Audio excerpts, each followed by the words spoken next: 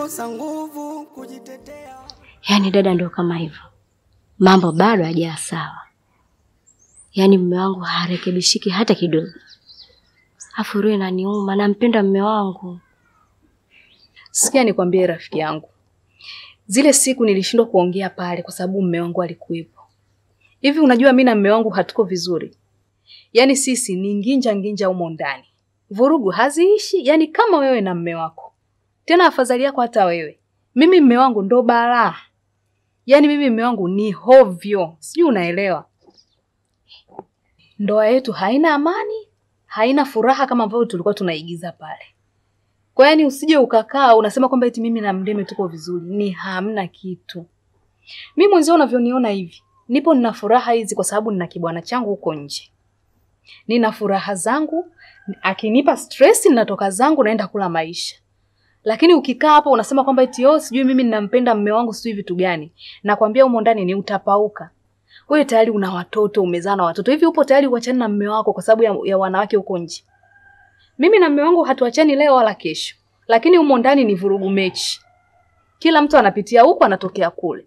Kwa hiyo mimi ninachokushauri shoga yangu, tafuta kibwana ambacho kitakuwa kinakuliwaza huko nje. Huyo bwana akikutibua humo ndani, toka zako nje, nenda huko kapige zako story na huyo bwana wako, kula maisha, ukirudi humo ndani mwepesi. Lakini ukisema eti sijui mimi ninampenda mume wangu, siku hizi kuna kupenda shoga yangu.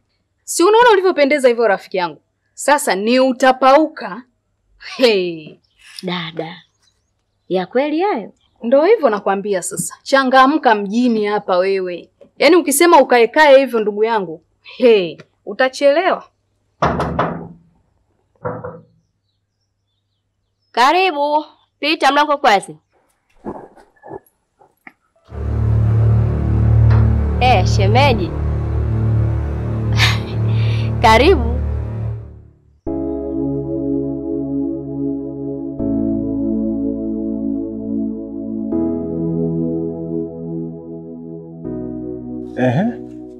Vipi? Poa, habari? Safi tu. Vipi jamani umemkuta? Shemeji. Kila siku unakuja wakati kama huu hapa. Na humkuti. Anaanzaje kuwepo? Shemeji, siku hazifanani. Unajua kuna siku nyingine mtu anaweza akaamua leo mimi nikae nyumbani, akajipumzikia, basi mimi nikija hapa tunakutana naye. Ameenda kazini. Haya. Basi ngoja kuchukulia kiti. Haya shemeji yangu.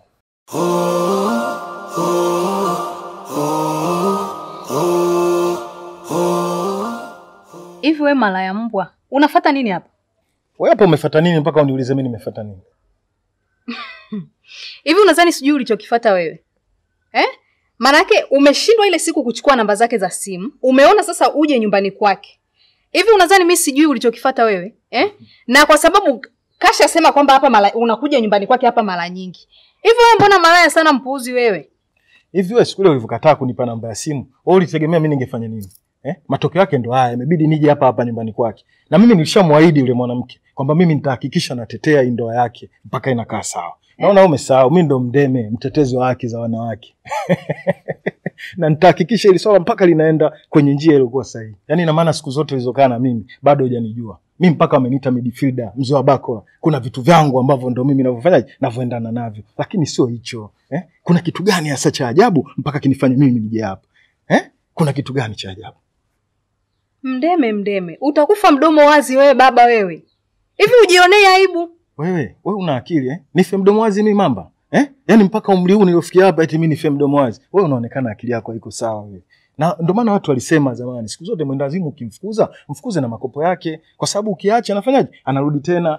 Na wewe unaleta hiyo story sasa wenda wazimu ili wafukuzwe na makopo yao. Na mimi kwa sababu sina bahati, sasa usitake kuleta ile story ya zamani, yatoke kwa mjambaji aende kwa mtema mate. Umenikosa. Mimi ndo midfielder, mzee wa Bakola. Tutakutana nyumbani. Shule inayofunza mema. Kwenda zako wewe. Unajidai Mswahili, maneno mengi yamekujia mdomoni, malaya tu mpuuzi. Dunia anguko lako ni kicheko kwa wengine. Dunia wasindikizaji, wapambanaji wa Mungu. Yuko wapi? Achana naye, kashaondoka zake huko.